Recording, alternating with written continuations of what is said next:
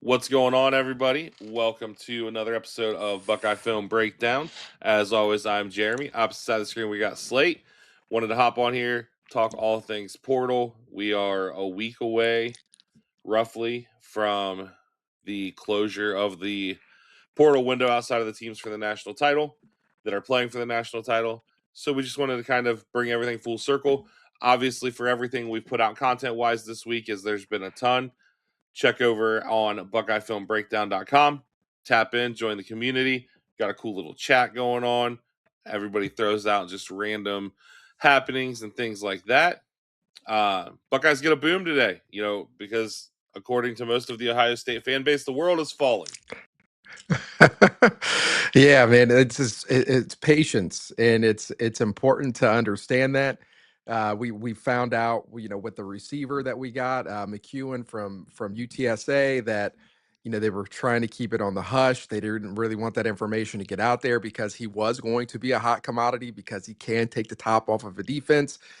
So same thing when it comes to a lot of the other names that we're going to hear. So just be patient. But yeah, linebacker out of Wisconsin, Christian, is it Christian? Yeah, Christian Yeah. Allegro. I'm going to put, I think that's how you say his last name. This guy is a tough SOB, man. He is a dog. He is the type of guy that is going to fit into what the Buckeyes really want. 6'4", 257 pounds or 247 pounds. Sorry, he is a physical specimen. Can really do it all. Play on the edge. Play in the true as a true linebacker as a Mike.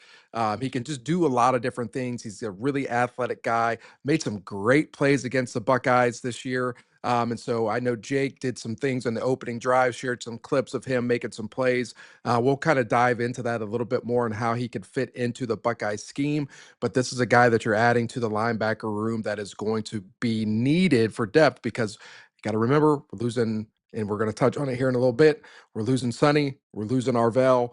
We're going to be relying on some younger guys, so we need some more veteran depth in that room. And so I think Allegro comes in and he can immediately be a guy that is a potential starter, man. So I think this is a big pickup. This is a guy that I wanted. I'm pretty excited that we picked him up, and he was a very productive player for Coach Fickle, and Coach Fickle only wants tough dudes on his defense, man. So I'm excited about this one.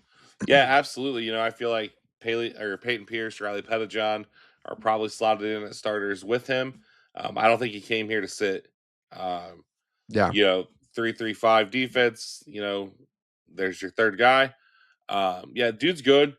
All of the insiders say he is the only linebacker Ohio State wanted.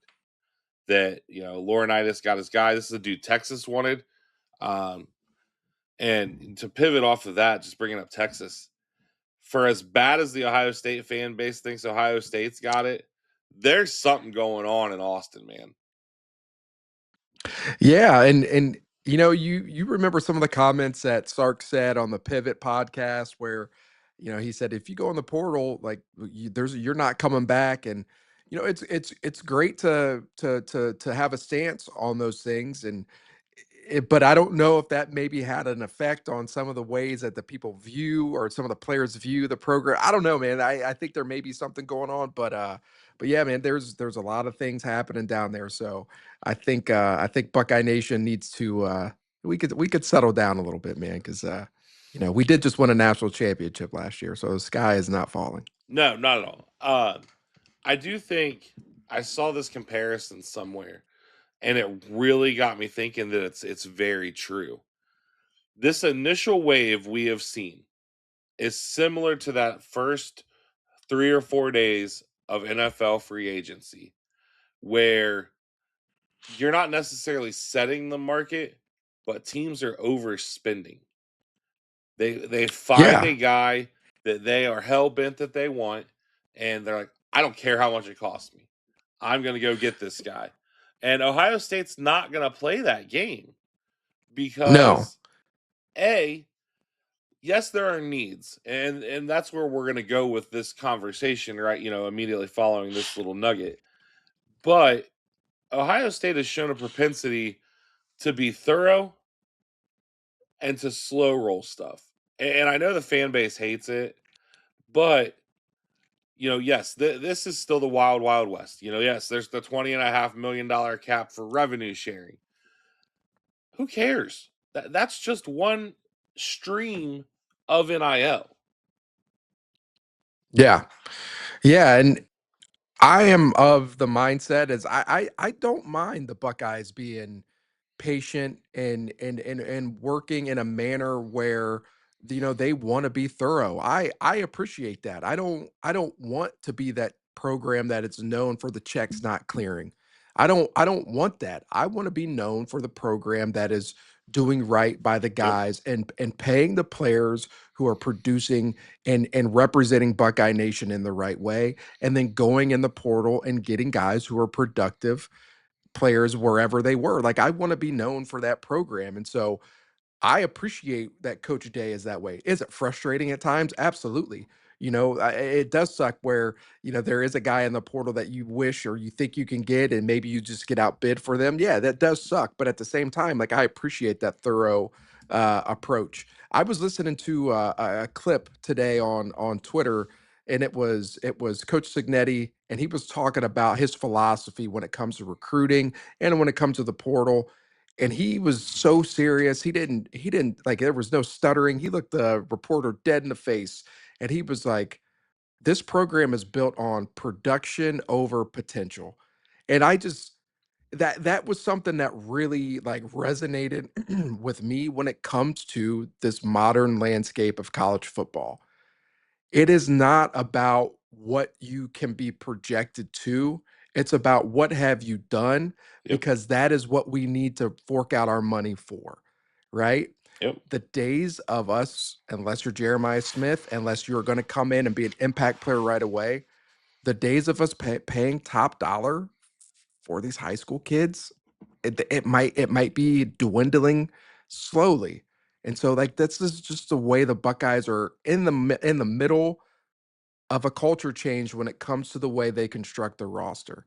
And we're seeing it right in front of our eyes. And I think, they're doing a good job. They've added four important pieces, like really important pieces to the Mhm. puzzle that I think are going to be really good contributors to what we need to do next year to get back to where we want to be. And so I love the patient approach, and it can be frustrating at times, but I'd rather be known for the program that is thorough and does things the right way than to be the program that the checks don't clear.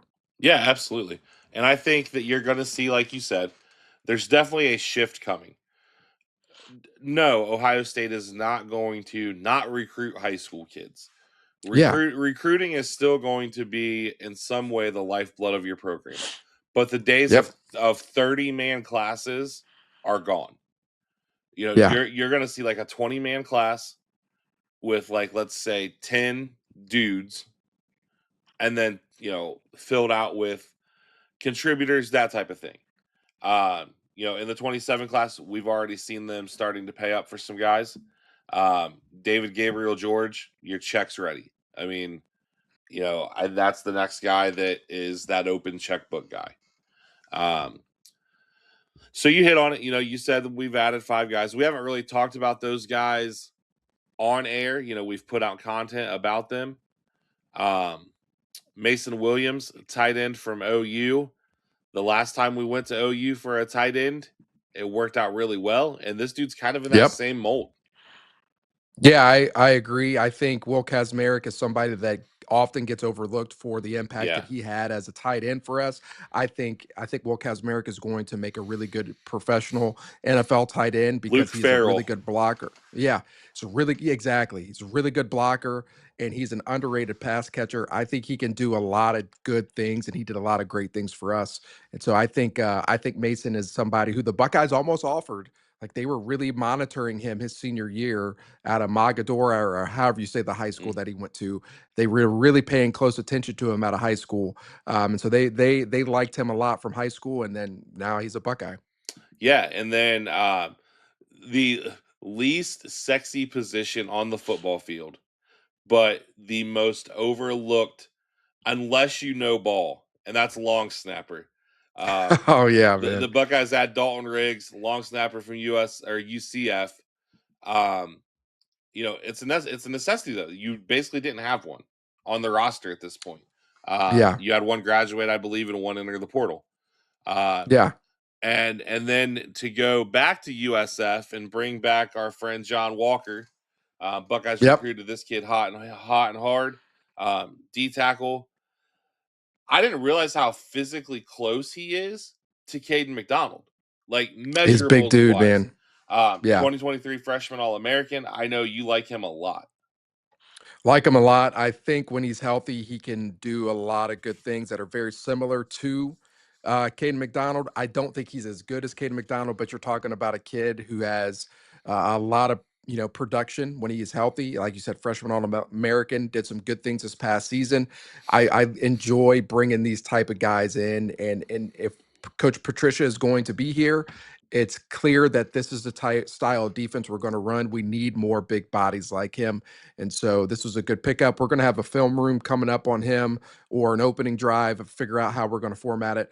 But we're going to have something coming out on him here in the next few days. Got some clips already cut up from him. And so he's a very, very good player that's going to be a plug and play guy. So this is a good player that we picked up from UCF. Yeah, and then obviously we talked about Alliegro, and then the wide receiver you hit on, Devin McCune, wide receiver from UTSA, Texas San Antonio, the Roadrunners, 8 touchdowns last year. This is a take the top off, dude. Yeah, man, and the thing that I enjoy about him, and Jake or myself, we're gonna have some cut ups of him as well. But the one thing I love about him is there was an article that came out about how he could have opted out of the bowl game that they played in, but he chose not to because of his connection with Jeff Traylor, their head coach. He had basically grown up or known Jeff Traylor or Coach Traylor for a very long time, so he felt that he owed it to Coach Traylor because he wouldn't be in the spot to be able to transfer and go get these opportunities to play at these big schools if it wasn't for Coach Traylor. And so he had opportunities to leave after his freshman year because he really burst on the scene as a big play threat. And he was a guy who had over 500 yards receiving every single season, but he stuck around at UTSA. You read all the messages when he left on Twitter, like the fan base really enjoyed this guy. And so it sounds like we're getting somebody who's a really high character guy. And like you said, he could take the top off the defense, really good in the slot, can play on the outside. He can just do a lot of different things. And so I think this is somebody that's going to fit well in the room. You saw Brandon Ennis share some Yeah. stuff on Instagram about him. And so I love seeing when our guys are really accepting of these guys that we're bringing in, because it's a common goal and it's a brotherhood. So I love seeing that. I think he could be really good. Yeah, real quick, speaking of BI announced he's coming back. Um, Yeah, he is. so obviously the Buckeyes, we've talked about it a lot. Ton of dudes in the portal. Not a lot of guys